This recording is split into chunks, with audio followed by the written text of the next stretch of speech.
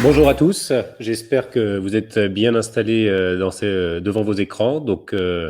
Pour vous présenter justement l'approche moderne du surfaçage, et pour ceux qui auraient déjà vu un précédent webinar, eh bien vous allez voir que j'ai fait quelques modifications. Pour me présenter un petit peu, je suis le docteur Mathias Reznig, donc je suis ancien assistant hospitalo-universitaire à Paris et j'ai la chance de travailler donc dans le cabinet Hoche, le cabinet du docteur David Abensur, et donc en compagnie à la fois de David, du docteur Pierre Layan et du docteur Zena Fegali, notre endodontiste. Nous avons deux personnes qui ont rejoint depuis peu notre cabinet, que j'aurai le plaisir de présenter une prochaine fois. Donc, globalement, aujourd'hui, ce qui va nous intéresser, c'est de comprendre comment on peut traiter les maladies parodontales et traiter l'ensemble des maladies parodontales sans avoir recours à l'analgésie, c'est-à-dire sans avoir besoin de faire des anesthésies para-apicales et sans douleur pour le patient. Pourquoi on parle des maladies parodontales? Eh bien, parce qu'on sait que globalement, passé l'âge de 50 ans, on va avoir une personne sur deux qui présente des pertes d'attache, donc des signes de maladie parodontale. Et avant cela, on sait que dans la population française, 95% des patients présentent des saignements interdentaires à la stimulation, donc l'inflammation et les maladies parodontales sont la première cause de perte dentaire. L'étiologie des maladies parodontales, je ne vais pas avoir le temps de passer beaucoup de temps aujourd'hui là-dessus, mais on pourra en parler dans les questions si vous le souhaitez. C'est une étiologie qui est infectieuse, à composante inflammatoire, donc c'est-à-dire que ce sont les bactéries qui sont responsables de la maladie et que la destruction, c'est l'inflammation qui va la guider. Lorsqu'on est sur une pathologie qui est réversible, on parlera de gingivite, irréversible de parodontite, et on va voir aujourd'hui comment traiter ces parodontites. Je n'aurai pas le temps de parler des facteurs et des indicateurs de risque. On a deux facteurs reconnus, diabète et tabac, et des indicateurs de risque comme le stress, l'obésité, etc., qui pourront aggraver les maladies parodontales. Alors, ce que je vous propose, c'est tout de suite de partir sur un cas clinique, de voir comment on peut traiter ces maladies parodontales, par quelle approche, et de visualiser ensuite comment on peut arriver à ces résultats avec ces patients. Donc là, si on regarde ce patient, on voit très clairement une gencive qui est inflammatoire. On peut voir ici, si je mets la petite flèche, cette papille qui est œdémaciée, qui est rougeâtre. On peut voir que le problème est principalement interdentaire, et je vous propose de voir comment j'ai pu traiter ce patient.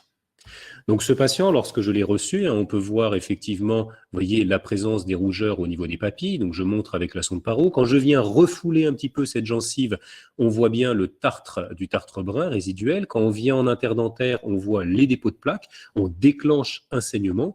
Et si on regarde à la panoramique dentaire, donc qui n'est qu'un examen de dépistage, pas un examen pour poser un diagnostic, on peut déjà voir les spicules de tartre, qu'on peut voir ici sur les radios rétrocoronaires, perte alvéolise, perte osseuse de plus d'un tiers, on est quasiment à la moitié, donc on est déjà sur un stade 3 et un grade C, parce que le rapport perte osseuse sur âge est relativement important. On peut réaliser un sondage prospectif si on souhaite. Pour moi, le sondage n'a aucun intérêt en première intention, mais de manière prospective, il nous montre la perte d'attache. Et si on met du révélateur de plaque au patient, eh bien on voit que les zones qui n'ont pas été correctement nettoyées, c'est toujours les zones marginales et les zones interdentaires. Alors, si on souhaite, on peut déjà dégrossir un peu le terrain à l'aéropolisseur, mais le traitement, moi, j'ai choisi principalement des ultrasons spécifiques qu'on va régler en goutte à goutte, et vous voyez que le goutte à goutte doit venir jusqu'au bout de l'insert, et que je tiens ma pièce à main très à distance pour laisser vibrer mon insert. Beaucoup de patients me disent qu'un détartrage, c'est douloureux et qu'on ne peut pas leur faire un simple détartrage sans avoir recours à l'analgésie, surtout sur les incisives mandibulaires.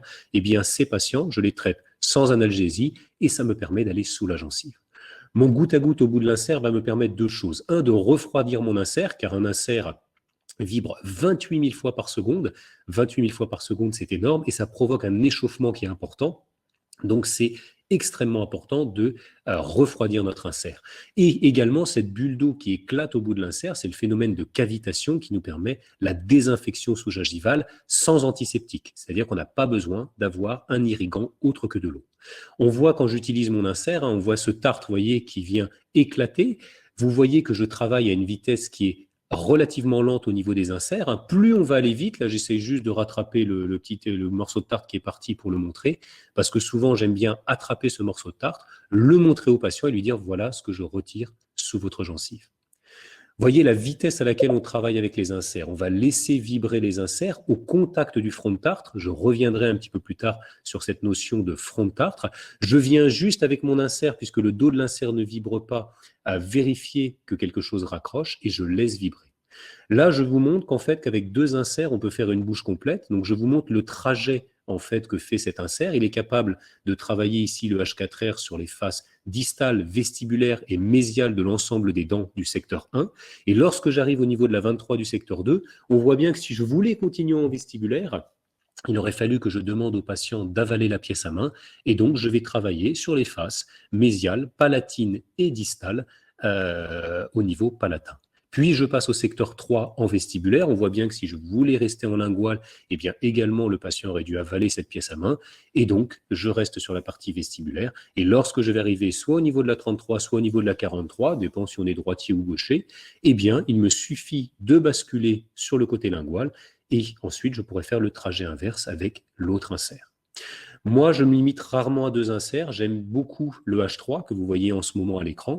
Et voyez, hein, je viens me glisser sous la gencive. Il n'y a pas une seule goutte d'analgésie qui a été donnée au patient. Il n'y a pas de douleur. On travaille sur des puissances extrêmement faibles, un tiers de la puissance utilisée pour le détartrage. Et voyez, tout de suite, on voit ce spicule de tartre qui vient éclater, s'éliminer. Donc, non seulement on élimine le tartre qui est un facteur de rétention de plaques, et notre cavitation et nos microcourants nous permet la désinfection sous-gingivale sans laser et sans antiseptique. Ensuite, effectivement, on dit toujours c'est la motivation du patient le plus important, c'est donc de montrer au patient des techniques de brossage efficaces. On a vu que c'était les zones marginales et interdentaires où le patient n'était pas efficace, donc on lui montre une technique de base modifiée qui permet de nettoyer efficacement ces zones marginales, puis la calibration des brossettes interdentaires, et là c'est le plus important, c'est plus de la moitié du travail. On ne peut pas utiliser n'importe quel type de brossette, il nous faut des brossettes qui ont des fils fins et des brins qui sont longs, qui remplissent complètement l'espace en un aller-retour. Le fameux frotter sans forcer, sans flotter, hein, la règle des 3 F de Frédéric Dufaux. Là, vous voyez, on voit que la brossette passe trop facilement, donc tout de suite, je change ma taille et je passe une brossette plus grosse. On voit que ça provoque un petit peu d'inflammation, et c'est donc un petit peu d'inflammation au passage de la brossette parce qu'on a traité immédiatement la maladie.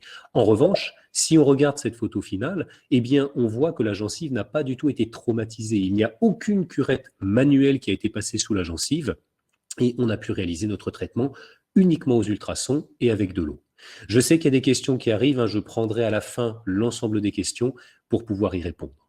Ce patient, si on se souvient un peu de ses radiographies rétrocoronaires, eh bien, il y avait énormément de tartre sous la gencive, donc j'ai décidé de faire ce débridement full mouth en juste deux fois. Et donc là, c'est quand je revois le patient, et je revois le patient uniquement à 6 jours.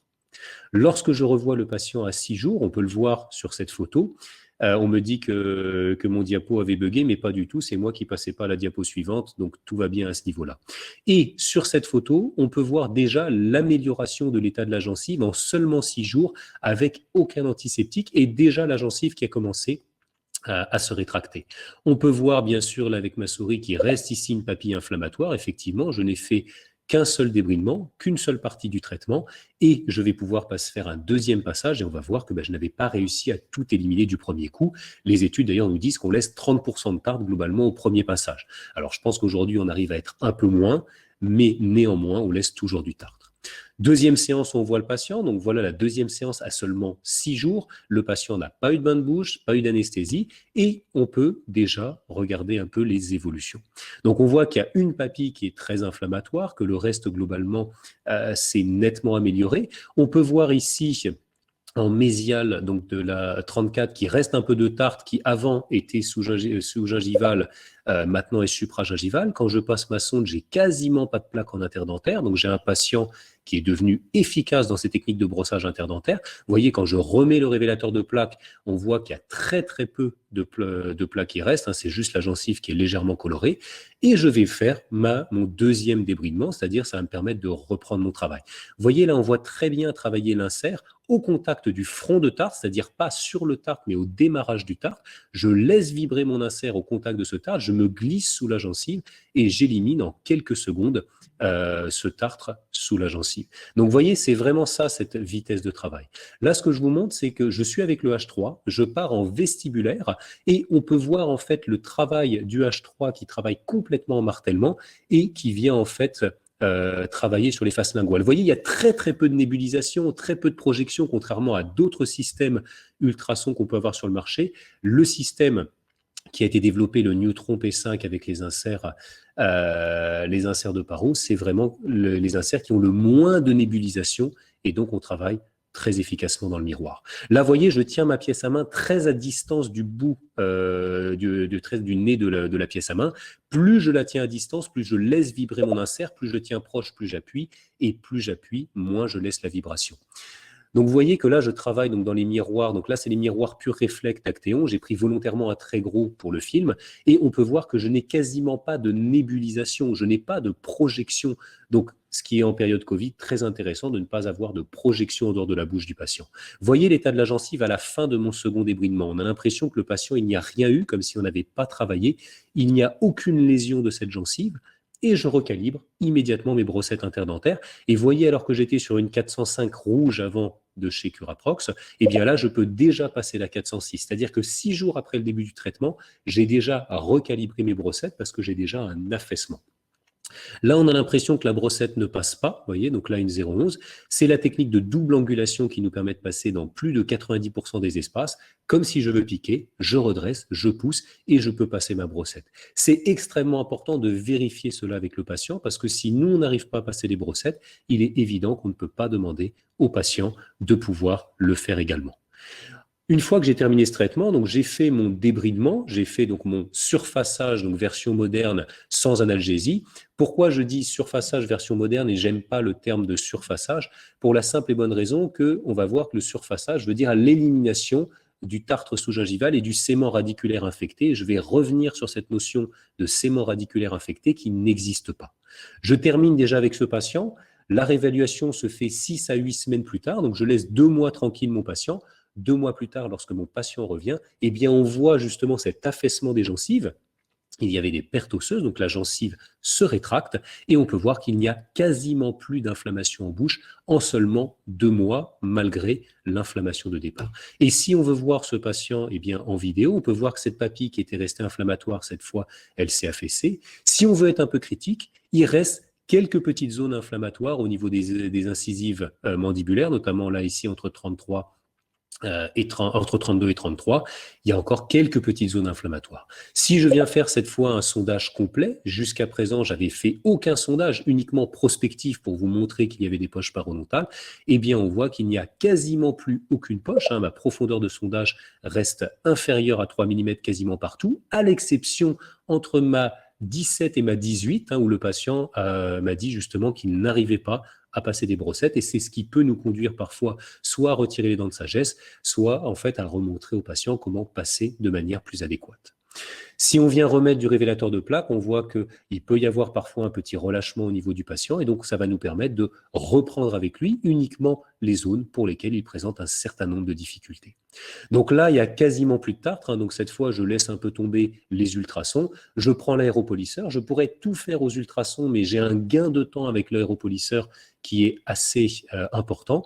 Et je vais reprendre toujours, vous voyez, ce goutte à goutte au bout de l'insert qui est extrêmement important. C'est le seul qui nous permet d'avoir une désinfection sous-gingivale sans avoir recours, en fait, ni au laser, ni à des antiseptiques. Donc, si on veut avoir ce phénomène de cavitation dont je vais revenir un petit peu plus dessus, eh bien, il est nécessaire de pouvoir l'utiliser. Donc, vous voyez, toujours pareil, je peux passer. Et cet assainissement progressif sous-gingival, il est possible. Pourquoi? Parce que on n'a pas besoin d'anesthésier le patient, il n'y a pas de douleur. Lorsqu'on devait anesthésier 3 fois le patient pour faire un traitement, eh bien le patient à la fin, il en avait marre. Là, il n'y a pas de douleur à ce niveau-là.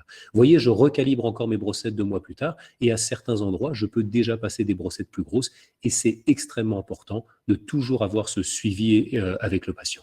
Le seul but qu'on va avoir, c'est de donner une autonomie à notre patient, une autonomie sur son contrôle de plaque supragingivale. Et pour ça, c'est de lui donner et de lui montrer comment efficacement en un seul passage, utiliser des brossettes dont les brins vont remplir l'espace. Et aujourd'hui, il n'y a que 2 marques en France qui sont capables de reproduire une qualité de brossage comme ceci. C'est Curaprox pour moi en premier lieu et Tipeee qui est une très bonne alternative également à ce niveau-là. Alors, comment on peut optimiser justement nos résultats en parodontie? Eh bien, on a 3 cercles qui sont extrêmement importants. On a l'hôte. L'hôte, c'est notre patient, c'est son immunité propre, c'est-à-dire qu'on a des patients qui vont avoir une immunité extrêmement importante où ils auront beau finalement ne jamais se brosser les dents ou très mal, eh bien, ils n'auront jamais de problème. Et des patients qui, malgré un brossage somme toute qu'on pourrait dire correct, vont déclencher des problèmes parce que malheureusement leur immunité est plus faible. On va avoir l'instrumentation. L'instrumentation, c'est ce dont on va beaucoup parler aujourd'hui. Là, j'ai commencé à vous parler des ultrasons, mais on va parler aussi un peu plus de l'aéropolisseur et des lasers diodes, de l'herbium, etc., pour voir quels outils finalement vont être le plus efficaces dans nos thérapeutiques. Et enfin, l'alliance thérapeutique. L'alliance thérapeutique, c'est à la fois les entretiens motivationnels et effectivement le fait de faire rentrer notre patient dans un processus de changement. Et pour ça, c'est quelques mots qui nous permettent d'expliquer aux patients les raisons. Alors, l'instrumentation, c'est ce dont je vais vous parler un petit peu plus aujourd'hui, même si l'alliance thérapeutique, on pourrait rester des heures à en parler. Nous, dans les formations qu'on donne, on passe 2 modules complets finalement à parler de comment on va pouvoir faire changer le comportement du patient relativement simplement. En moins de 2 minutes, on arrive à avoir une inversion justement chez ce patient. Je voudrais revenir sur la notion du surfaçage. Le fameux surfaçage, quand je parle d'approche moderne et du surfaçage entre guillemets, c'est parce que le surfaçage, c'est l'élimination du tartre sous-gingival et du sément radiculaire infecté. Il faut savoir que ça fait maintenant plus de 40 ans, dans les études des années 1980 déjà avec Dali, qu'on nous a appris que les bactéries ne pouvaient pas pénétrer le sément ou à peine les premières couches. Donc il n'y a jamais eu de bactéries, d'endotoxines bactériennes qui ont pénétré profondément le sément. Les bactéries sont adhérentes au sément, mais elles ne peuvent pas le pénétrer profondément. Et donc la notion de vouloir éliminer du sément pour qu'il n'y ait pas un relargage d'endotoxines bactériennes est une notion qui est dépassée depuis plus de 40 ans aujourd'hui. Bien souvent, quand on passe des curettes manuelles, on voyait un tissu de granulation qui est éliminé et on se disait, ah ben chouette, on élimine le tissu infectieux. Or, le tissu de granulation, c'est pas un tissu infectieux, c'est un tissu inflammatoire. C'est le tissu de la cicatrisation. Ce qui veut dire qu'à partir du moment où on va éliminer le tissu de granulation, on va retarder la cicatrisation puisqu'on va provoquer ce saignement. Un nouveau tissu de granulation va se mettre en place qui va pouvoir effectivement réparer. Donc oui, l'éliminer permettait une réparation, mais on retarde la cicatrisation. On avait juste besoin de pouvoir désinfecter ce tissu.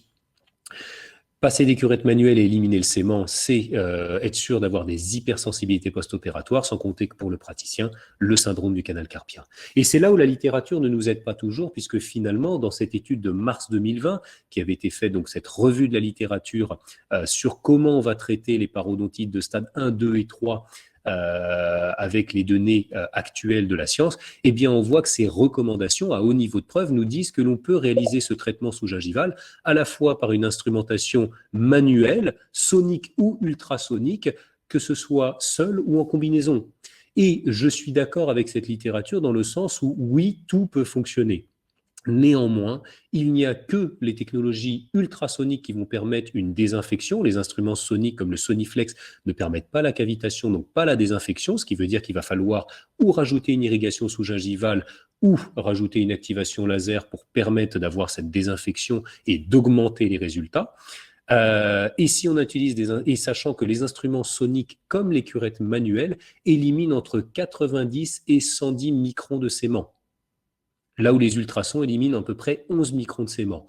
La différence, c'est que l'épaisseur moyenne de sément, elle est à peu près de 40 microns. Ce qui veut dire qu'à partir du moment où on va utiliser une curette manuelle ou que l'on va utiliser des instruments soniques, on est sûr d'éliminer la totalité du sément sur la racine et donc de provoquer plus d'hypersensibilité dentimaire. Et la réattache qui va se faire, je rappelle que la réattache, elle se fait sur du sément et pas sur de la dentine. Donc ça permet de dire, abandonnons les instruments manuels, ils sont agressifs et n'ont aucune raison biologique d'être aujourd'hui, puisqu'on ne doit pas éliminer le sément et on ne doit pas éliminer ce fameux tissu de granulation. J'avance un petit peu pour vous parler très rapidement de la cavitation et des microcourants. La cavitation, et je remercie le docteur Gilles Gagnon de m'avoir donné cette photographie en microscopie électronique à balayage, c'est donc cette bulle d'eau qui éclate au bout de l'insert. C'est pour ça que je vous dis que l'irrigation est ce qu'il y a de plus important dans les ultrasons, et vous serez très surpris de voir que très peu, très très peu de systèmes ultrasoniques sur le marché sont capables de nous offrir ce goutte à goutte au bout de l'insert sans avoir une nébulisation extrêmement importante. Et dans beaucoup de systèmes aujourd'hui, ils ont cette cavitation qui se fait sur le coude de l'insert et pas au bout de l'insert, ce qui provoque à la fois des brûlures et empêche la désinfection qui se fait par les ultrasons. Là, on peut voir sur cette photographie microscopique électronique à balayage, ici, les ultrasons ont été passés et au-delà du travail de l'insert, on voit que les membranes bactériennes ont été cisaillées en deux et donc c'est la décontamination au-delà du travail de l'insert. Alors cette décontamination, c'est pas comme l'herbium, elle se fait pas jusqu'à 1 centimètre, elle va se faire globalement jusqu'à 1,2 à 2 mm au-delà de l'insert. Bien souvent, vous voyez, même sur des inserts classiques, puisque jusqu'à présent, je vous ai montré les micro-inserts de parodontie, je vais y revenir un peu, on peut avoir également ce réglage et cette cavitation sur ces inserts et travailler. La notion de balayage et de martèlement nous fait que le balayage, c'est donc la face tangentielle de l'insert qui va être au niveau du dépôt de plaque. Et là, on voit très bien que c'est une très mauvaise utilisation de l'insert, puisque certes, je suis en balayage, certes, le réglage de l'irrigation est bon. Là, certes, je suis en martèlement, certes, le réglage de l'irrigation est bon, mais je ne travaille pas au contact du front de tartre. Dans la première version, déjà, je gribouillais sur ma dent au lieu de laisser travailler mon insert. Et là, la pointe de l'insert ne se retrouve pas au démarrage du tartre, mais vraiment sur le tartre, ce qui veut dire que je suis obligé d'augmenter fortement la puissance pour pouvoir travailler efficacement. Alors que si j'avais mis la pointe au démarrage du tartre, eh bien, j'aurais pu baisser la puissance de mon insert et donc baisser la douleur. La puissance que l'on va régler, puisque un insert vibre 28 000 fois par seconde, ça veut dire qu'il a 28 000 mouvements par seconde. 28 000 mouvements par seconde, lorsqu'on est réglé à moins d'un tiers de la puissance, c'est 28 000 fois ceci. C'est une petite caresse qui est faite sur la dent et ça n'est pas douloureux pour le patient. Lorsqu'on utilise des inserts classiques, j'y reviendrai un peu plus tard, c'est 28 000 fois entre 70 et 100% de la puissance et c'est donc 28 000 fois ceci qui se passe sur la dent et ça, c'est relativement douloureux pour le patient. Alors, c'est quoi finalement cette notion de surfaçage moderne? Eh bien, ce surfaçage moderne, c'est ce que nous on appelle un débridement sous-gingival. C'est donc de rétablir une flore commensale compatible avec la santé parodontale. On va réduire le facteur étiologique principal que constitue la plaque dentaire et la mise en place d'un contrôle strict de l'hygiène bucco-dentaire, ce que j'appelle plutôt un contrôle efficace, parce que le patient, c'est bien de lui dire il faut nettoyer, vous devez, il faut, mais il doit comprendre l'intérêt et surtout on doit lui donner les outils qui vont lui permettre de faciliter ce travail et enfin rechercher et corriger les facteurs ou indicateurs de risque des maladies parodontales. Je vous encourage vraiment à travailler sous Z-optique puisque on va travailler en sous-gingival. Bien souvent, on appelle ça un traitement à l'aveugle. Je ne suis pas d'accord. Ce n'est pas un travail qui est fait à l'aveugle. C'est un travail qui, certes, va être fait au ressenti. On va en reparler un petit peu plus tard. Mais à partir du moment où on va travailler avec des loupes au moins à 3,5 sur des Kepler, et moi, j'ai des Kepler Advance. Donc ça, c'est les loupes de chez Exam Vision qui me permettent de monter à 6,4 dans les grossissements. Et bien, plus on va monter, plus on va pouvoir visualiser ce que l'on fait parce que ce tartre, qui est un tartre sérique, c'est un tartre qui est noir. D'ailleurs, je rappelle, le tartre qui est blanc-jaune, c'est un tartre qui s'est fait avec la salive et le tartre qui est noir, c'est un tartre qui s'est fait avec le fluide gingival ou le sang. Donc, c'est toujours un tartre qui s'est fabriqué en sous-gingival et parfois l'affaissement de la gencive fait qu'il apparaît en supragingival.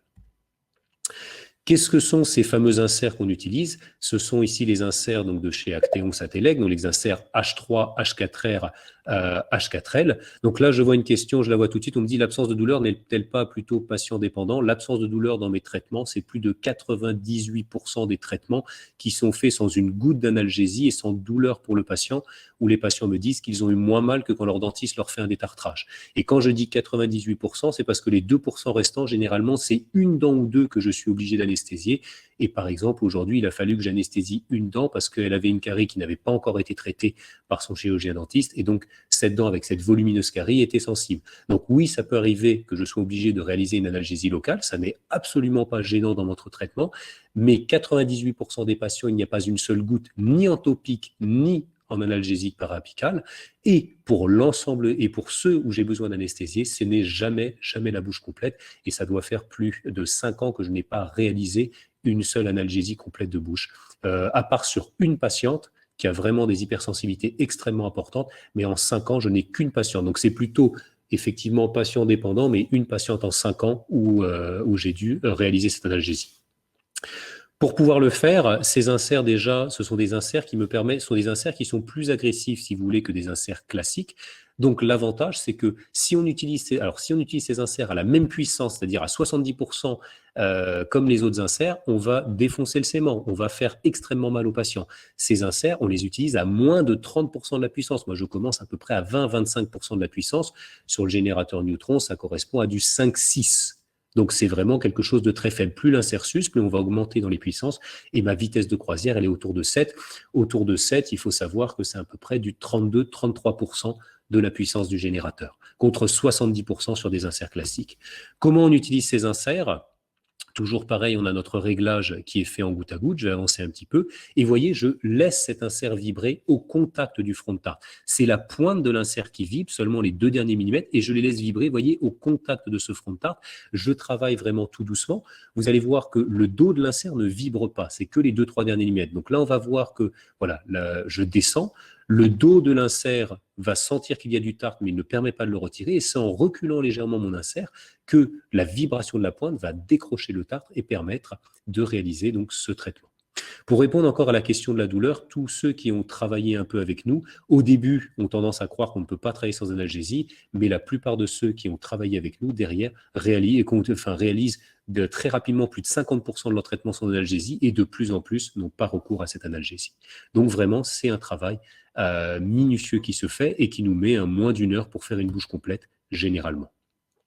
Comment on peut intégrer la parodontie justement dans notre pratique? Elle s'intègre à 3 niveaux de prévention, ce qu'on appelle la prévention primaire, un patient qui a juste des inflammations interdentaires, nos 95% de patients qui ont des inflammations interdentaires à la stimulation.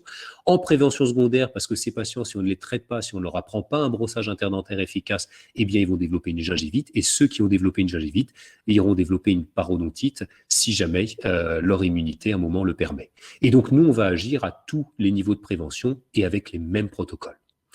Pourquoi finalement ces inserts sont extrêmement intéressants? Eh bien, les études nous disent que pour pénétrer par exemple dans des lésions interradiculaires, il nous faut une instrumentation adaptée. La forme de curette, ça nous permettait d'avoir cette instrumentation adaptée. Ce ne sont pas des inserts curettes, ce sont des inserts qui ont une ergonomie de curette qui nous permet de nous glisser sous la gencive le long de la dent et sans douleur, et on les laisse vibrer toujours au contact du front de tarte, comme on peut le voir sur la vidéo. Quel est l'intérêt de ces inserts par rapport à des inserts classiques? Eh bien, c'est ce que je vous disais. Mon insert de droite fonctionne à 70% de la puissance, donc vient taper le long de ma dent, et c'est impossible. Ou là, c'est vraiment patient dépendant. Certains patients n'auront pas mal, mais c'est vraiment patient dépendant de pouvoir travailler sans analgésie et vraiment sur des parodontites très superficielles, alors qu'avec des inserts qui fonctionnent à 30%, 30% c'est ça, et ça ne fait pas mal, eh bien, c'est ce qu'on voit à gauche, ça nous permet d'avoir la même efficacité, voire une efficacité plus importante grâce à l'accès que permettent ces inserts, et de ne pas avoir de douleur pour le patient, et ça, c'est extrêmement important, à condition que l'on règle bien l'irrigation et que l'on laisse travailler l'insert. Si on va trop vite, on vient pousser la gencive, et si on vient pousser la gencive, eh bien là encore, on va provoquer des douleurs à notre patient. Est-ce qu'on peut travailler dans une lésion interradiculaire? Je vous le disais, on peut, sans analgésie, venir travailler dans notre lésion interradiculaire. Vous voyez, on vient s'insérer dans cette lésion interradiculaire de classe 2, on ne passe pas de part en part à ce niveau-là, et je peux réaliser mon débridement parodontal dans cette lésion. Alors là, par contre, je ne peux pas être certain de faire un traitement parfait, mais ça nous permet de faire des maintenances régulières et sans douleur pour le patient.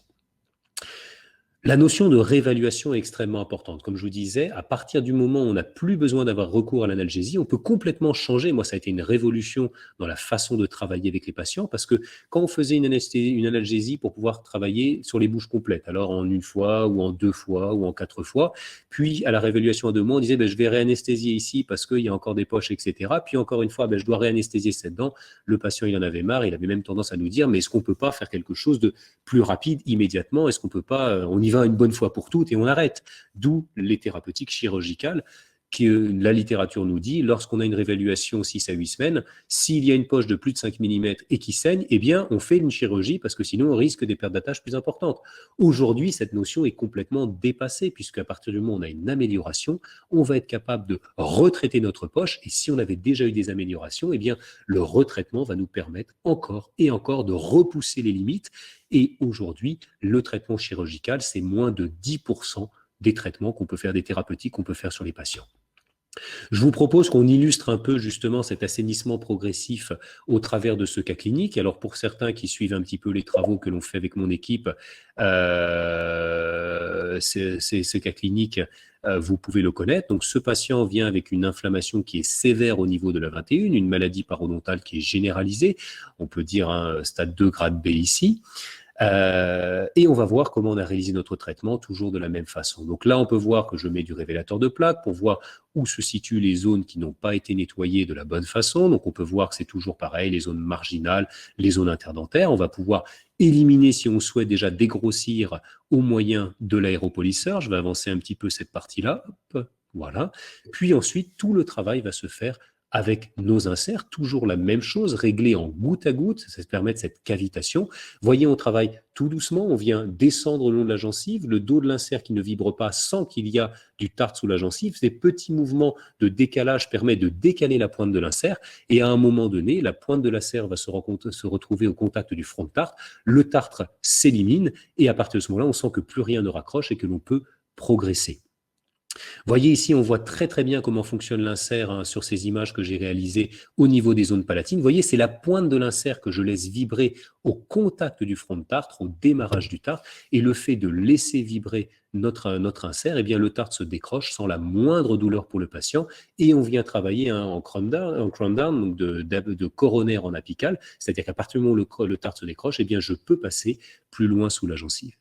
L'ergonomie de ces inserts, vous voyez, me permettent de me glisser sous la gencive, de glisser le long de cette couronne prothétique qui a des joints qui sont débordants. Et vous voyez, à peine je viens juste laisser vibrer mon insert, on voit ces spicules de tartre qui éclatent dans tous les sens et qui peut permettre de réaliser non seulement ce fameux détartrage sous-gingival, mais on appelle ça un débridement parce que le réglage en goutte à goutte me permet de me donner cette désinfection sous-gingivale sans avoir besoin de rajouter un complément de désinfection. On va parler des compléments de désinfection juste après, dans quel cas je peux les utiliser. Ici, je crois d'ailleurs que j'avais fait un complément, mais qui n'avait pas servi à grand-chose à ce niveau-là, puisqu'au début, on est toujours obligé un peu de tester nos différents outils. La littérature nous donne un certain nombre d'arguments, et ensuite c'est l'expérience clinique qui permet de confirmer ou non. Je rappelle que l'evidence base, c'est 3 piliers, c'est la littérature, l'expérience clinique et le ressenti du patient, et les ultrasons nous permettent d'avoir un ressenti extraordinaire à partir du moment où on utilise des ultrasons qui sont adaptés et que l'on peut les régler, et ce n'est pas la possibilité pour tous. Donc on me demande si je connais le système Mectron. Je connais très très bien le système Mectron, je pourrais vous en parler après si je pense à reposer la question. Donc vous voyez, je calibre mes brossettes interdentaires. Quand je sens que ça passe trop facilement, tout de suite j'augmente d'une taille. On voit qu'il y a pas mal de saignements lorsque je passe les brossettes puisque la gencive est très inflammatoire et ce calibrage doit se faire.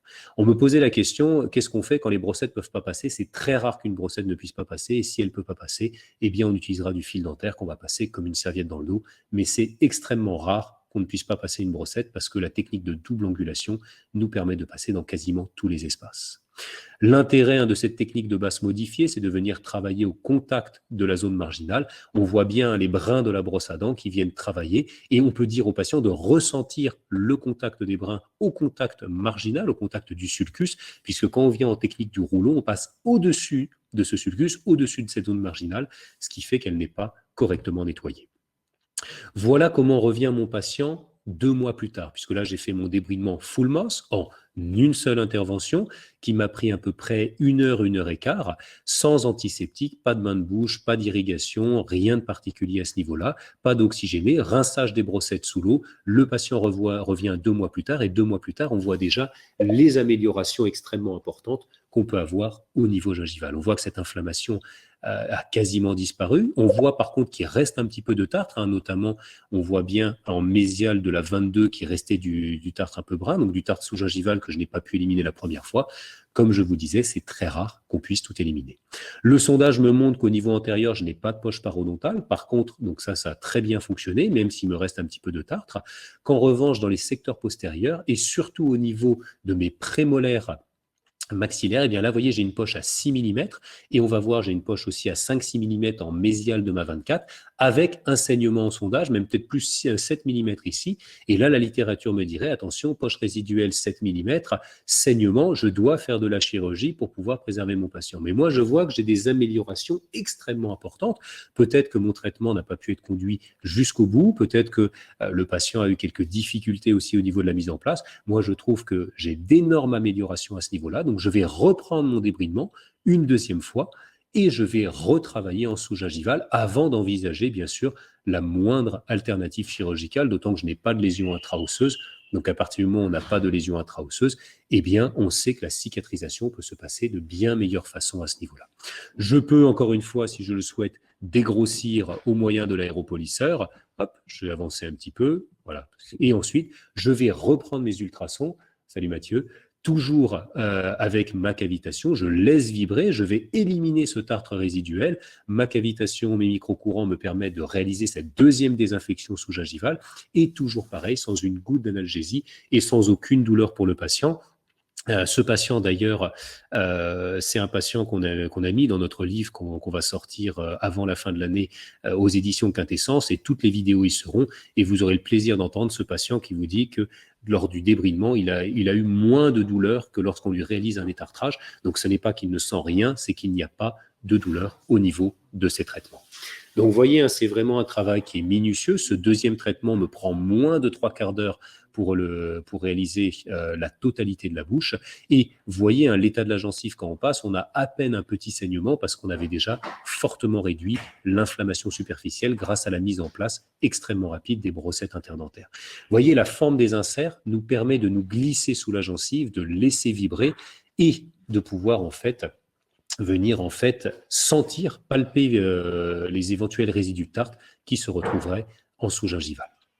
On va voir qu'on va venir retravailler dans nos secteurs prémolaires, puisque c'est principalement là où on avait des poches résiduelles. Donc pour ça, le H3 n'est pas toujours très ergonomique pour venir travailler au niveau du secteur prémolaire. Donc on va voir que je vais changer d'insert et prendre les H4. Ils fonctionnent exactement de la même façon. Vous voyez que j'ai tendance à toujours pencher mon insert. En fait, le fait de pouvoir utiliser mon insert de façon penchée, comme l'insert vibre toujours dans l'axe de sa pièce à main, j'accrois mon phénomène de demi-martèlement, de martèlement, donc j'accrois l'efficacité pour éliminer le tartre sans avoir à augmenter la puissance du générateur, puisque comme je vous ai dit, c'est la puissance du générateur qui donne la douleur au patient et rien d'autre à ce niveau-là. Là, on voit d'ailleurs, si vous avez vu qu'il y avait un petit peu de tartre résiduel sur la face mésiale de ma prémolaire, donc je viens retravailler la face mésiale, face distale, et je retourne, toujours pareil, sans analgésie, sans douleur pour mon patient, faire mon second débridement à 2 mois du premier.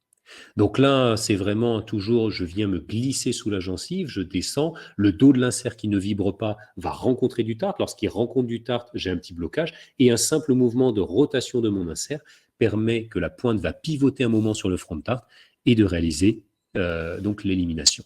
Là, vous voyez, je viens vérifier, je vois que je peux passer des brossettes plus grosses, toujours le fameux frotter sans forcer, sans flotter. Hein. Je rends toujours hommage à Frédéric Dufaux, qui a Frédéric et Dufaux 3F et les 3F de Frédéric Dufaux, pour cette petite règle qu'on appliquait depuis longtemps, mais je trouve que la règle est bien trouvée. Toujours pareil, je viens tester. C'est un ressenti. Se frotter sans forcer, c'est vraiment un ressenti. Si je peux passer plus gros, je passe plus gros. En revanche, je ne dois jamais forcer. Si je sens que ça force trop, eh bien, je reste sur la taille précédente. Vous voyez déjà par rapport à la première par rapport au premier passage, eh bien, ça saigne beaucoup moins. Et si ça saigne beaucoup moins, c'est parce qu'il y a beaucoup moins d'inflammation, mais toujours, dès que je peux, j'augmente la taille de mes inserts. Je vois qu'on me demande comment on peut contrôler l'usure de ces inserts. C'est une excellente question. Les cartes d'usure d'insert ne servent absolument à rien parce que l'insert ne va pas s'user sur le bout, il va s'user sur les faces latérales de l'insert. Donc, globalement, quand on arrive à une puissance de 8 et qu'on n'a pas d'efficacité, c'est qu'il est bon de jeter l'insert et je change mes inserts globalement une fois par an avec un usage extrêmement intensif. Quand vous mettez votre insert sur une carte d'usure et que vous avez perdu effectivement vos 2 mm, c'est qu'il y a une très mauvaise utilisation de l'insert avec une usure prématurée. Ce patient, je vais le revoir cette fois 4 mois plus tard, puisque moi j'estimais avoir d'excellents résultats, quelques poches résiduelles. 4 mois plus tard, je revois mon patient et regardez la qualité de la gencive. Le patient n'a eu aucune goutte d'analgésie, le patient n'a jamais pris le moindre bain de bouche dans son traitement, le moindre antiseptique, la moindre irrigation sous-gingivale, et on a une qualité de gencive à la cicatrisation à 6 mois du traitement qui est vraiment extrêmement intéressant. Donc là, on peut faire notre sondage complet. Là, on peut voir que dans les secteurs prémolaires où j'avais des poches résiduelles, et bien maintenant, on voit cet affaissement des tissus. On voit que je suis à moins de 3 mm, voire 3 mm de poche. Et même si je voulais tricher et faire semblant de ne pas sonder jusqu'au bout, voyez, on voit très clairement cet affaissement tissulaire qui s'est fait, puisqu'il y a eu les pertes osseuses. Donc, on ne peut pas tricher. On a des résultats qui sont extrêmement intéressants en seulement 2 traitements, en seulement 2 passages de nos inserts. Donc, on peut faire le sondage complet. Je ne vais pas tout vous montrer parce que là, le sondage, ça prend un peu de temps. Le but, en soi, c'est si j'ai des poches qui sont supérieures à 3 mm, c'est que j'ai potentiellement des endroits où peut se... Donc là, vous voyez, j'utilise un insert qui est classique, l'insert 1S. Pourquoi? Parce que j'ai des dents qui étaient très, très serrées. Donc, mes H3 ne me permettaient pas de bien passer entre les dents. Donc, c'est pour ça que là, j'ai pris un insert qui est plus étroit. Je peux remettre le révélateur de plaque pour voir globalement à quels endroits le patient doit s'améliorer. Et je peux terminer à l'aéropolisseur mon travail si je le souhaite, puisque ça me permet vraiment de gagner du temps et d'avoir une maintenance très très efficace sur la plaque dentaire et du tartre très très récent.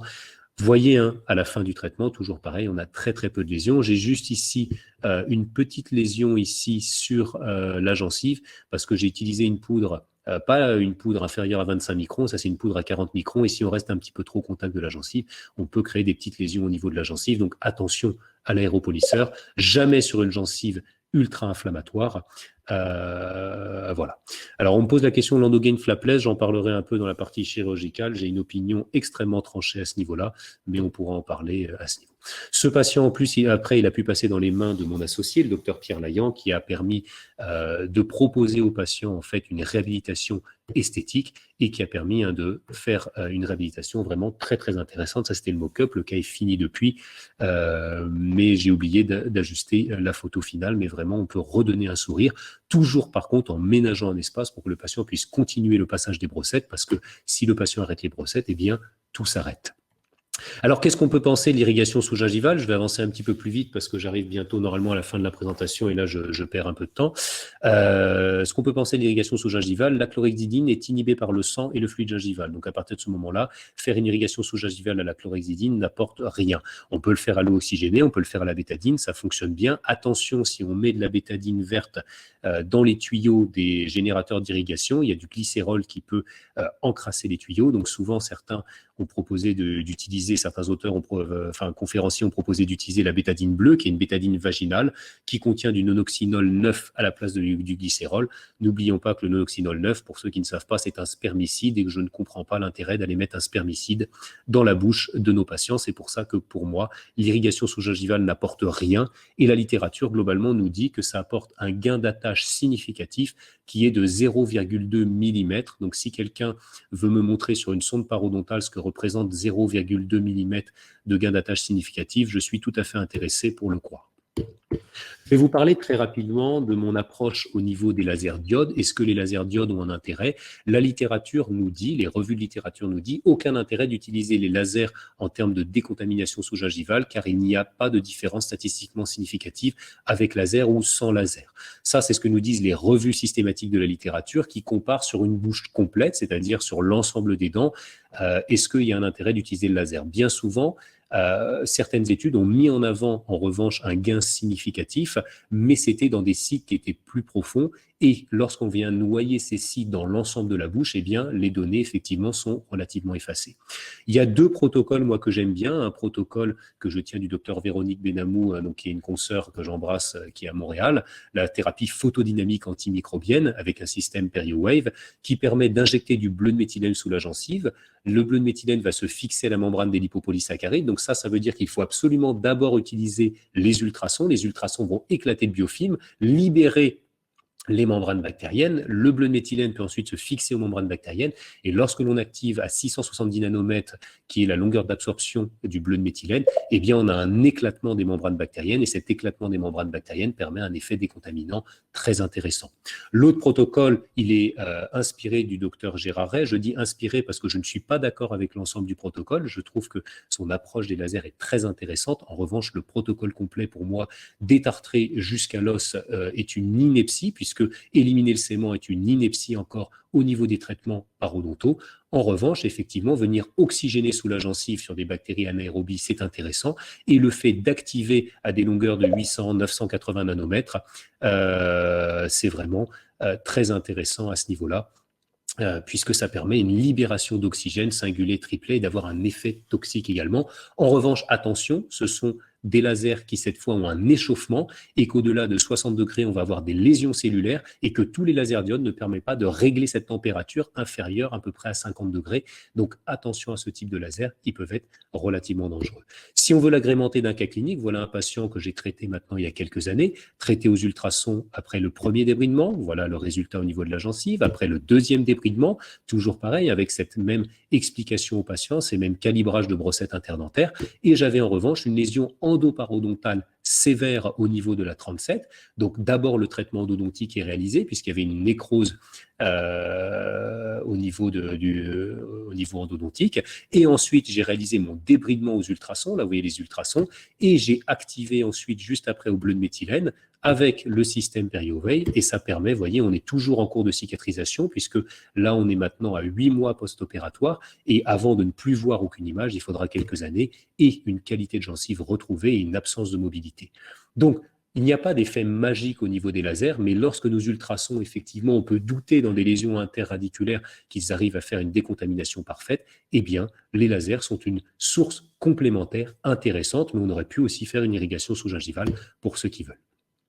Les antibiotiques, je passe rapidement. Alors, à part l'antibioprophylaxie qui répond toujours à des critères, l'antibiothérapie aujourd'hui est à éviter à tout prix. Il n'y a plus d'antibiothérapie dans le traitement des maladies parodontales, pour aucunement dans les parodontites chroniques. Je vous rappelle d'ailleurs qu'aujourd'hui, il n'y a plus de parodontites agressives, elles sont toutes chroniques avec un stade et un grade, et qu'en revanche, il n'y a que lorsqu'on va avoir des suppurations importantes ou pour les maladies parodontales nécrosantes, gingivite ulcéronécrotique, parodontite ulcéronécrotique, où on va combiner effectivement des antibiotiques.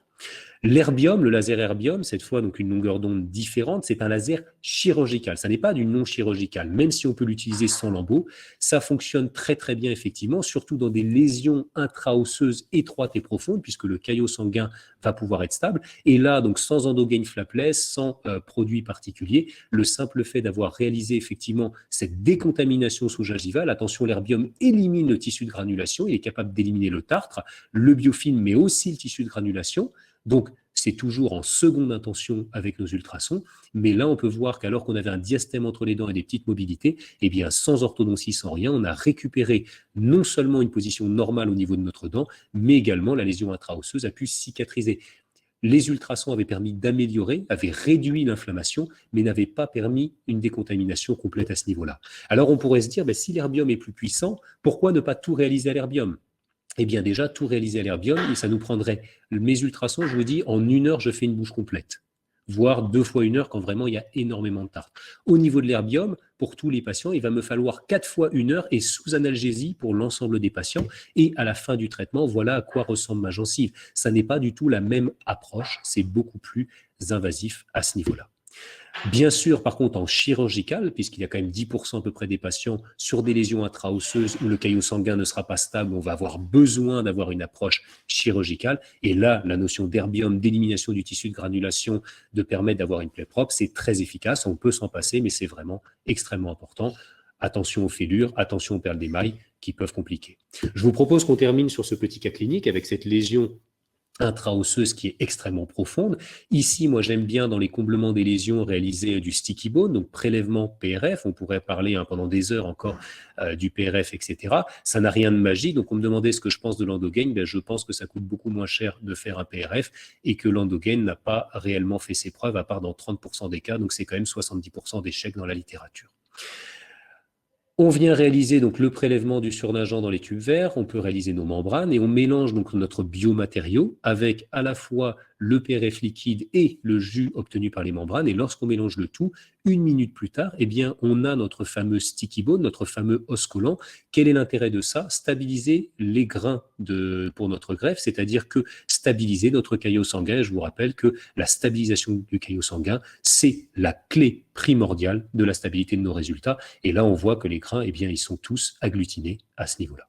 Donc là, on a pu, la thérapeutique non chirurgicale a été faite. Vous voyez ce que passait le patient avant, donc la Traveler Gum 2.0 qui était la plus grosse de chez Gum. Nous, on passe une 410 de chez Curaprox. Et cette intervention, on l'avait réalisée en direct dans la belle ville du Havre, si des Havrais nous regardent aujourd'hui. Ou pour ceux qui ont fait notre formation au Havre avec nous, que j'embrasse par la même occasion. Donc là, on voit qu'on a une poche qui a 8 mm de profondeur. On vient réaliser un lambeau de préservation papillaire, parce que bien sûr, dans une lésion intra-osseuse qui est aussi ouverte, de croire que les traitements ultrasons seront magiques et nous permettront une stabilisation du caillot sanguin, eh bien, il ne faut pas croire non plus au Père Noël. On va devoir stabiliser notre caillot sanguin. Donc là, on a une approche effectivement chirurgicale. Les inserts dans plus de 85% des cas vont nous permettre à eux seuls de réaliser le traitement. Et parfois, on va avoir besoin d'un outil chirurgical. Ce n'est pas une thérapeutique, c'est un outil complémentaire. Donc là, on voit qu'on a préservé la languette interdentaire pour garder le toit de la lésion et permettre une excellente stabilité des tissus. J'élimine ce tissu de granulation, d'abord la majorité avec une curette, vous voyez, d'abord contre l'os, ce qui me permet d'éliminer une majorité. Et puis, je vais terminer l'élimination du tissu de granulation et la décontamination du site avec mon laser erbium, puisque depuis que j'ai mon nouveau jouet, depuis maintenant un peu plus d'1 an, eh bien, j'en suis très content. Ici, j'avais un petit peu de tarte résiduelle que je n'avais pas réussi à éliminer en non chirurgical le long de ma racine mésiale de la 46. Donc, je peux toujours de la même façon, en goutte à goutte, laisser vibrer mon insert. Et puis ensuite, vous voyez, donc là, on voit bien le nombre de parois osseuses. Donc là, j'ai 3 parois osseuses. Vous ne pouvez pas voir la paroi linguale, mais elle est présente. On voit très, très bien, par contre, la paroi distale et la paroi vestibulaire. Et là, mon laser erbium va me permettre, vous voyez, l'intérêt du laser aussi, ici, c'est de pouvoir visualiser tout ce que l'on fait. Souvent, quand on vient éliminer tissu de granulation, on est obligé à un moment d'utiliser les ultrasons ou de rincer au sérum physiologique pour visualiser un peu ce qu'on est en train de faire. L'avantage de l'erbium, c'est qu'on peut visualiser en direct ce que l'on fait. Et vous voyez ici, hop, on a vaporisé le tissu de granulation, donc ça permet d'être extrêmement précis et efficace dans notre traitement, mais bien sûr qu'on peut le réaliser sans, naturellement. Ici, je suis venu faire un dernier rinçage à la bétadine avant, voilà. Donc là, on voit le fond de la lésion, tout a été parfaitement décontaminé et on va pouvoir réaliser notre comblement, notre fameux comblement. Vous voyez, donc l'avantage, c'est qu'au lieu d'avoir des petits grains qui se baladent dans tous les sens, eh bien, je viens apporter finalement mon sticky ball, je peux venir le condenser dans ma lésion et je vais avoir, vous voyez, même quand l'aspiration s'approche, je n'ai pas des grains qui s'en vont, donc ça permet de simplifier nos protocoles et plus on va simplifier les protocoles, plus on va être reproductible et à partir du moment où on est reproductible, eh bien, on a une excellente stabilité. Là, je viens éliminer un peu le balcon osseux qui se situe au niveau de la lésion interradiculaire de classe 1, je récupère les copeaux osseux que je vais venir pousser dans ma furcation et puis on va pouvoir ensuite refermer notre lésion et voilà le résultat 9 mois post-opératoire du comblement de cette lésion. Encore d'autres cas cliniques qu'on peut voir, ici lésion intra-osseuse à cause d'une cause locale qui était une fissure anatomique et qu'on voit ce... Donc là, je remercie le docteur Pierre Layon qui m'a fait cette très belle photo du tartre présent dans la fissure. Donc on avait tout éliminé sauf effectivement ce qui restait. Une fois de plus, l'ultrason va nous permettre d'éliminer notre tartre résiduel. L'herbium nous permet de décontaminer ou on peut le faire à la curette pour ceux qui veulent. Notre lésion intra-osseuse, on voit, vous voyez, vraiment la propreté qu'on peut avoir chirurgicale avec nos lasers aujourd'hui, et puis le suivi, le traitement orthodontie et la guérison complète de notre lésion intra-osseuse sans la moindre goutte d'endogain, juste avec le comblement qui a été fait et une décontamination qui est efficace. Alors, comment on optimise nos résultats en parodontie? Eh bien, le traitement non chirurgical, c'est pas la préparation au traitement chirurgical, c'est le traitement des maladies parodontales, puisque la maladie parodontale est due à la plaque dentaire, à la plaque bactérienne, et que lorsqu'on vient perturber ce microbiote, on permet au patient de récupérer et de cicatriser. L'objectif, donc, rétablir une flore commensale compatible avec la santé parodontale et que la fiabilité du traitement, elle dépend d'abord de la compliance du patient à son traitement et ensuite de la qualité du traitement étiologique, puisque vous avez vu que maintenant, que ce n'est pas un simple détartrage sous la gencive, c'est vraiment une décontamination et une façon d'utiliser les inserts et très peu aujourd'hui de générateurs permettent de le faire et qu'on a besoin de donner le temps de la cicatrisation aux patients.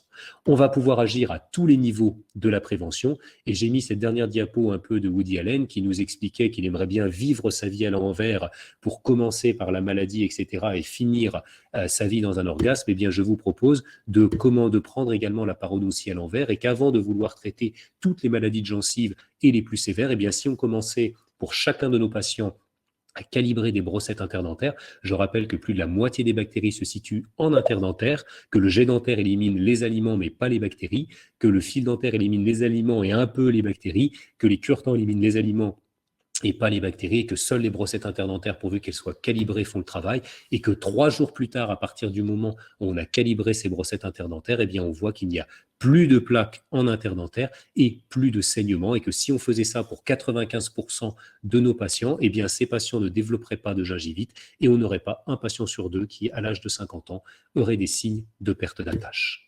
Donc, à nous de pouvoir conseiller nos patients, de commencer par nous à passer les brossettes interdentaires et de conseiller ces brossettes à l'ensemble de nos patients.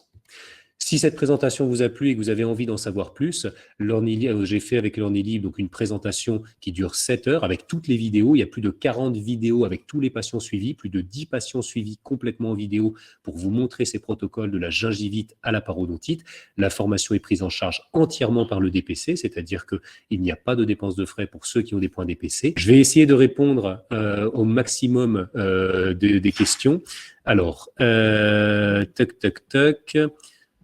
Donc, dans les questions, alors je vais les prendre peut-être au départ. Où trouver le bleu de méthylène? Alors, le bleu de méthylène, moi, je le commande directement avec le système PerioWave. Donc, je le commande au Canada, donc sur le site de PerioWave. L'eau oxygénée est fortement déconseillée, cancérigène, d'après le docteur Myriam Dridi. Donc, j'embrasse Myriam, hein, que je connais très, très bien. Je suis complètement d'accord. L'eau oxygénée est fortement déconseillée à usage quotidien, c'est-à-dire selon la méthode anciennement Charon, où tous les jours il fallait utiliser l'eau oxygénée, etc., parce qu'on a vu que l'eau oxygénée pouvait provoquer effectivement des mutations bactériennes. En revanche, ponctuellement, il n'y a aucun problème à utiliser de l'eau oxygénée. Quel est le problème de prescrire des antiseptiques buccaux, chlorhexidine, etc. Le problème, il est double. La première chose, c'est quand on va prescrire des antiseptiques, il va y avoir en fait un masquage qui va se faire de l'inflammation, une réduction de l'inflammation superficielle, et donc le patient va visualiser que les antiseptiques permettent de compenser. Et bien souvent, ils abandonnent leurs brossettes et où ils prennent des brossettes plus petites et ils disent oui, mais je mets bien l'antiseptique pour pouvoir nettoyer parce que c'est plus simple de faire un bain de bouche que d'utiliser les brossettes. L'autre chose, c'est que nous, on a une vision sur plus de 40 ans de ce qu'on peut faire en parodontie et que nos patients, on leur calibre des brossettes. Mais un jour, ces patients seront incapables d'utiliser des brossettes interdentaires de façon efficace et ce jour-là, on va compenser avec les antiseptiques. Si pendant 40 ans, on leur met des antiseptiques, eh bien, les résistances bactériennes seront telles qu'on n'aura plus rien à leur proposer. Donc, pour moi, les antiseptiques, c'est de la maintenance palliative. Alors, on me dit, j'utilise le système EMS, je ne suis pas à l'aise avec l'embout PerioFlow, je m'en sers très peu du coup, l'utilisez-vous? Je l'utilise énormément pour les mucosites et les périimplantites, c'est-à-dire au niveau périimplantaire. Au niveau péridentaire, je n'ai pas besoin de l'airflow. On peut effectivement faire de l'airflow dans la poche avec la sortie latérale. Attention, quand c'est très inflammatoire, on a des risques d'emphysème même avec l'embout PerioFlow. C'est surtout que ça peut être douloureux en sous-gingival si c'est très inflammatoire. Vous éliminerez effectivement la plaque dentaire de façon efficace avec la poudre 25, érythritol, etc., qui a 14 microns. En revanche, attention, vous n'éliminerez pas le tartre, donc vous laisserez les dépôts à ce niveau-là. Pas toujours facile les brossettes en postérieur. Alors ça dépend quelle marque de brossette vous utilisez. Chez Curaprox, on peut anguler la brossette à 90 degrés et honnêtement, ça se fait très bien. Et surtout quand on va au postérieur, il faut dire au patient de fermer la bouche parce que s'il ouvre grand la bouche, effectivement, les muscles masséters viennent bloquer et on n'arrive pas à le faire. Endogaine flapless, mon opinion, j'ai aucune opinion là-dessus. Ça fonctionne très bien dans des lésions intra-osseuses étroites et profonde, c'est-à-dire là où le caillot sanguin sera stable, et ce sont ces lésions que je traite avec mon herbium sans rien mettre, et que mon caillot sanguin permet une cicatrisation complète. Donc voilà ce que j'en pense sur l'endogaine flapless, surtout qu'il est conseillé de l'utiliser avec des curettes manuelles, et encore une fois, je ne comprends toujours pas l'intérêt de ces curettes manuelles. Contre les usures des inserts, j'ai répondu. On a des yeux au bout des doigts aussi. Je suis tout à fait d'accord avec cette remarque, c'est-à-dire qu'à partir du moment où la vibration de l'insert est faible, eh bien, on va ressentir. Souvent, ce qu'on dit, c'est qu'avec les ultrasons, on ressent rien. Et donc, on passe des curettes pour ressentir s'il reste du tartre. Mais ça, c'est vrai si l'insert vibre à 70% de la puissance, où là, on ne ressent rien, mais à 30%, on ressent effectivement le tartre. Donc, effectivement, les yeux au bout des doigts, je suis d'accord. J'utilise le Satellec en association avec le Bactère X Pro. Qu'en pensez-vous? Une fois de plus, je n'en pense pas grand-chose. C'est-à-dire que ça n'est pas un problème de mettre une solution antiseptique. Je pense que c'est plus d'ailleurs une solution de communication, de dire voilà, j'utilise un produit qui vient désinfecter sous vos gencives. C'est plus facile à expliquer aux patients que de dire que c'est la cavitation et les microcourants qui font tout le travail. Connaissez-vous le Mectron? Très bon résultat dans mon cas. Je suis ravi pour vous que vous ayez d'excellents résultats avec le Mectron. On peut avoir de très bons résultats avec tous les inserts. Pour moi, le Mectron est sans doute le plus mauvais des générateurs ultrasons. Je ne parle pas de la piézochirurgie où il est très bien, mais ultrasons, avec une pièce à main qui est extrêmement lourde, avec des inserts qui sont extrêmement gros pour les inserts de parodontie, et avec une maîtrise de l'irrigation qui est vraiment extrêmement aléatoire. Moi, j'ai eu tous les générateurs Mectron qui m'ont été prêtés et je n'ai jamais réussi à avoir un réglage de l'irrigation qui était correct sur les inserts, les équivalents H3, H4, etc. Mais je sais qu'ils travaillent dessus, donc peut-être que dernièrement, ils arriveront à faire des choses plus intéressantes. C'est un avis personnel, mais je vous conseille d'essayer votre Mectron avec des inserts spécifiques de parodontie et d'essayer, même en dehors de la bouche, de régler cette irrigation en goutte à goutte et vous verrez que c'est quasiment infaisable ou très très difficile. L'absence de douleur n'était pas plutôt patient dépendant, j'ai répondu. Révélateur de chez GC, non, là j'ai pas utilisé le triplaque de chez GC, il y avait celui de MS, vous avez vu celui de MS et celui de Curaprox, mais c'est globalement le même et le triplaque de chez GC est très bien. Parfois, il n'y a pas de place pour passer une brossette, même la plus fine. Comment faire? Y a-t-il un autre outil? Le fil dentaire? Oui, effectivement, si rien ne passe, le fil dentaire va faire un travail. C'est toujours mieux que rien. En revanche, c'est extrêmement rare chez Curaprox que la 0,6 ne passe pas. En revanche, c'est cette méthode de double angulation. Comme si je veux piquer sous la gencive, je redresse, je pousse et je ressors. Parfois, ça passe pas en première intention et quand l'inflammation s'en va, eh bien, ça passe sans problème. Quel dentifrice j'utilise? Aucun dentifrice, c'est-à-dire le dentifrice qu'ils veulent, un dentifrice fluoré pour la protection carie. Celui qui les intéresse, j'en ai rien à faire. Moi, j'aime bien les dentifrices qui n'ont pas de détergent, c'est-à-dire qui ne moussent pas, parce que c'est quand même pas extrêmement agréable. Mais sinon, j'aime bien proposer des dentifrices qui sont spécifiques des hypersensibilités pour limiter les hypersensibilités au froid chez certains patients. Donc, Elmex sensitive ou Sensodyne rapide. J'utilise, mais je sais qu'il y en a d'autres. Fréquence d'utilisation des brossettes, la théorie, c'est après chaque repas. L'idéal, c'est matin et soir. Et ce que je leur demande, c'est minimum tous les soirs. L'hydropulseur enlève les aliments, mais pas les bactéries. Donc, c'est mieux que rien, mais c'est absolument inefficace sur la plaque dentaire. Comment faire accepter et anticiper les triangles noirs qui vont apparaître fatalement? Eh bien, c'est de prévenir le patient, c'est de dire qu'il y a une perte osseuse, de leur faire visualiser, voilà la position de votre gencive, la position de votre os, vous avez perdu de l'os ne repoussant pas, c'est la gencive qui va s'affaisser, et donc ces triangles noirs apparaissent, et c'est un patient prévenu, c'est un patient qui va accepter le traitement.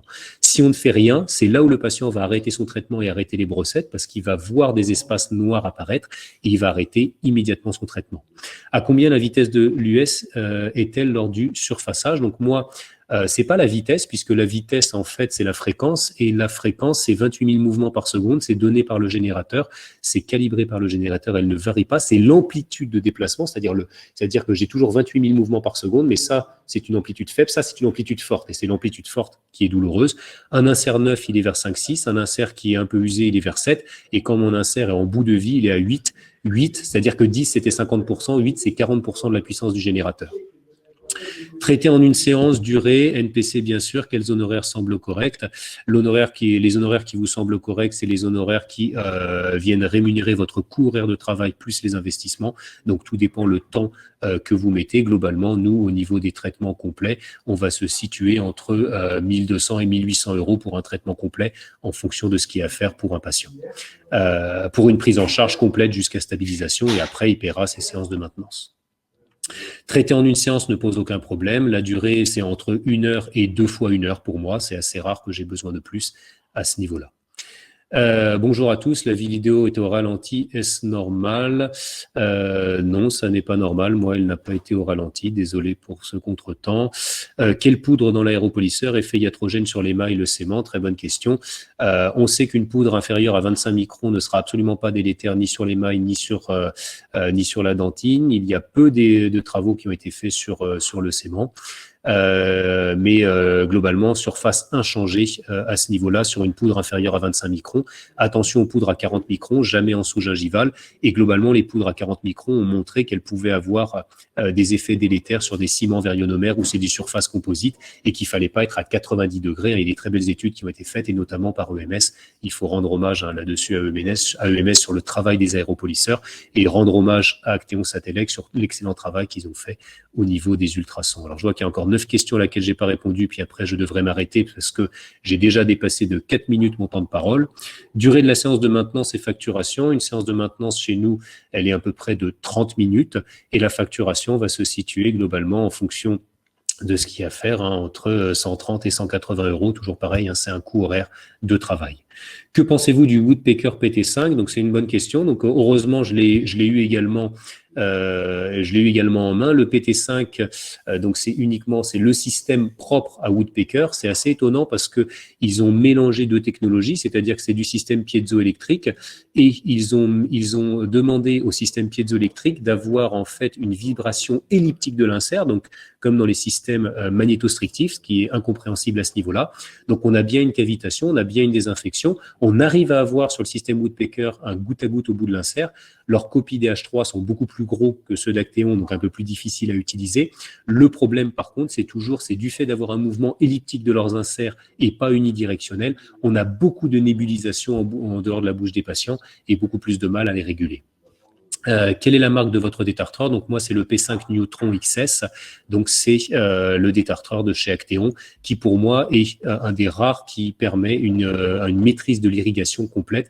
Je ne connais aujourd'hui, alors il y a le NSK qui se débrouille pas trop mal en fonction des inserts mais vraiment qui dépend, et tous les autres ont vraiment un gros problème de réglage au niveau de l'irrigation et je vous encourage à tester vos réglages. Alors, quand je parle des inserts Actéon, je parle toujours avec un générateur externe qui a une irrigation péristaltique, parce que quand c'est sur votre fauteuil, c'est du pneumatique et on n'a pas du tout la même irrigation.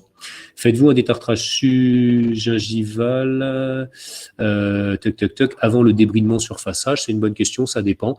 Si le patient a énormément de tartre supragingival qui empêche lors de la consultation de lui montrer les brossettes interdentaires, je vais avoir tendance à faire d'abord un détartrage supragingival, c'est-à-dire à libérer les espaces interdentaires pour lui permettre de passer des brossettes, puis passer effectivement au débridement. Si je vois que c'est déjà faisable et que le patient a bien compris l'intérêt pour lui de réaliser le traitement, eh bien on peut passer directement au débridement sous-gingival. Quel système d'aéropolisseur conseillez-vous? Alors, il y a différents systèmes d'aéropolisseurs qui existent. La Rolls-Royce au niveau des aéropolisseurs aujourd'hui, tout le monde est d'accord, c'est le système EMS, le système Profimaster, le tout nouveau, parce que dès que c'est branché sur le fauteuil, on en met partout, systématiquement, qui a un réglage de la poudre qui est extrêmement important et qui fabrique eux-mêmes leur poudre. Et aujourd'hui, il n'y a pas de système équivalent à l'EMS, même si le PTA de Woodpecker est pas mal du tout finalement, même s'il envoie plus de poudre ailleurs. Bilan sanguin pré-op, bilan vitamine D en particulier. Je ne fais pas de bilan sanguin systématique en préopératoire. Néanmoins, si la cicatrisation ne me paraît pas en adéquation avec le traitement qui a été mis en place, effectivement, je vais demander un bilan au niveau du patient. Que pensez-vous des probiotiques Périobalance et Lactabiane? Eh bien, il y a des études sur les probiotiques qui ont été faites chez les souris. Il a fallu 3 générations de souris pour avoir un véritable changement au niveau des probiotiques, donc c'est pas du tout au point. Ça peut être effectivement quelque chose d'intéressant pour l'avenir, c'est des voies de recherche, mais aujourd'hui, il n'y a aucune efficacité prouvée dans le domaine bucco-dentaire. Donc je n'y suis pas du tout opposé, mais aujourd'hui, ça ne permet pas un travail sûr. Quid du microscope à contraste de face, comme la clinique n'est-elle pas suffisante? Personnellement, je n'ai pas de microscope à contraste de face, donc à fond noir. C'est effectivement un bel outil de communication. Attention à ne pas terroriser le patient, à ne pas lui faire peur, ce qui peut être contre-productif. Néanmoins, ça ne permet en aucun cas de faire un diagnostic, puisque ça fait un diagnostic de l'inflammation, et que l'inflammation, une gingivite sévère, c'est aussi de l'inflammation, et ça ne permet pas de diagnostiquer, et que même si on fait un prélèvement bactérien, complexe rouge, ça date des années 80. Aujourd'hui, on est sur les sous-espèces bactériennes, donc c'est toujours de la communication, mais ça n'a aucun esprit scientifique avec les données actuelles de la science. D'ailleurs, les recommandations de la HAS, c'est de faire un prélèvement bactérien en cas de parodontite réfractaire. J'aimerais bien qu'on me dise ce qu'est une parodontite réfractaire, une parodontite qui n'a pas été traitée, qui a été mal prise en charge ou pour lequel le patient n'a pas suivi les recommandations. On ne peut pas être clair là-dessus. Je pense avoir passé en revue à peu près toutes les questions. Je vous remercie à tous pour le temps que vous m'avez accordé sur ce jeudi soir. Et puis, j'espère que l'on aura l'occasion de se revoir à nouveau. Et n'hésitez pas à venir nous poser des questions, ou nous rencontrer, ou nous solliciter une prochaine fois. Eh bien, bonne soirée à tous et au plaisir pour un prochain webinaire.